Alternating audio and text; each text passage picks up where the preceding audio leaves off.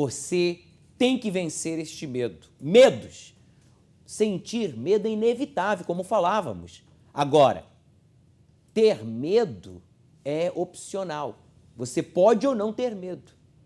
Quem opta por ter medo é porque duvida que Deus está com ela. O medo faz a pessoa não ser o que ela é. Já a revolta contra o problema, contra aquela dificuldade que você está a enfrentar, o sentimento, inclusive, de medo, faz a pessoa ser quem ela deve ser. Faz com que você e eu sejamos quem devemos ser, quem queremos realmente ser. Veja comigo se não é verdade. Na sua Bíblia, abra sua Bíblia aí agora, no livro de Isaías, capítulo 41. Rápido, por favor.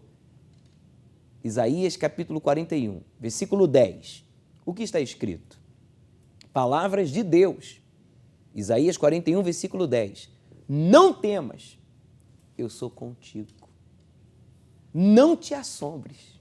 Então, veja, Carlos, que você não poderia ter dito eu tenho medo, você sente medo. Porque o Senhor Jesus também sentiu medo. Lá no jardim do Getsêmani, ele sentiu medo, porque carregaria os seus pecados, como os meus, como o do Bruno, como do Michel, como da Sara, como de todos que existem e que existirão. Ele sentiu medo, mas ele não teve medo. Tanto é que ele disse que seja feita a tua vontade, não a minha. Então, quando a pessoa, Ana Paula, ela decide ter medo, ela tem medo, eu disse. Então é como se ela estivesse dizendo, Deus, o Senhor não está comigo, Deus, o Senhor não é poderoso o suficiente para resolver os meus problemas, Deus, o Senhor não pode cumprir com o prometido na minha vida, Deus, o Senhor não é capaz de realizar os meus sonhos, Deus, essa situação é muito grave e o Senhor não tem como intervir. Quando a pessoa tem medo, então é como se ela estivesse dizendo para Deus, Deus não está comigo. Porque quem crê que Deus está consigo, como ele disse, como está escrito, leia aí, por favor. Isaías 41, versículo 10. O que disse Deus? Não temas, eu sou contigo.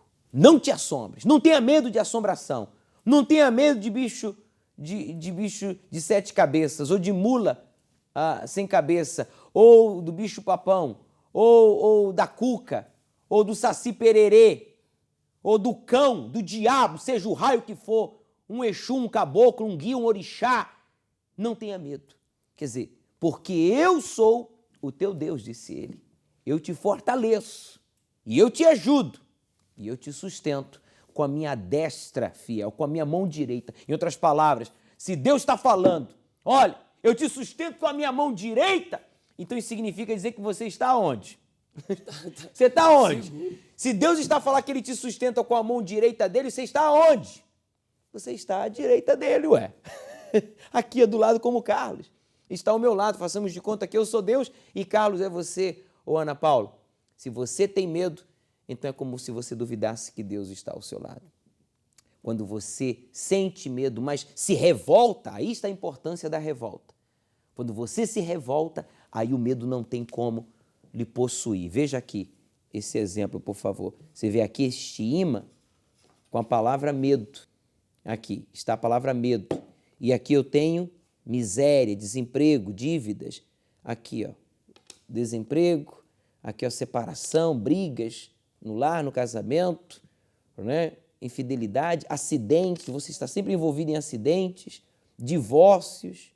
Aqui você tem a depressão e aqui você tem doenças, dores, né? E aqui a falência, a miséria. Quando a pessoa, eu não sei se vocês puderam ver, mas cada pontinho desse representa um problema. Quando você tem medo, então você, olha só o que acontece, você atrai a separação. Com o medo você atrai também a miséria. Aqui, você vai atraindo. Com o medo, você vai atraindo divórcio, você vai atraindo desejos de suicídios, acidentes, a praga, você vai atraindo tudo aquilo que não presta, você atrai. Com o medo. Agora, quando você também se revolta contra a raiz do problema, que foi isso que eu lhe disse, Ana Paula, que você tem que fazer, eu já vou te mostrar o que acontece. Eu vou trocar isso aqui, o medo, eu vou trocar pela revolta. Tá aqui, ó, revolta. Eu já digo para você o que acontece quando você usa a revolta, porque tanto eu como você é que decidimos usar a revolta ou usar o medo. Sou eu que decido ter revolta ou ter medo. O medo atrai, como está aqui, vocês podem ver essa ilustração, tudo aquilo que é ruim, né? Tem tudo aquilo de ruim é atraído, seja a depressão, seja as doenças, seja, no caso, aqui a separação familiar, seja os acidentes, seja a falência, seja o desemprego, a miséria, seja o divórcio. Agora, quando vem a revolta, o que falava Ana Paula.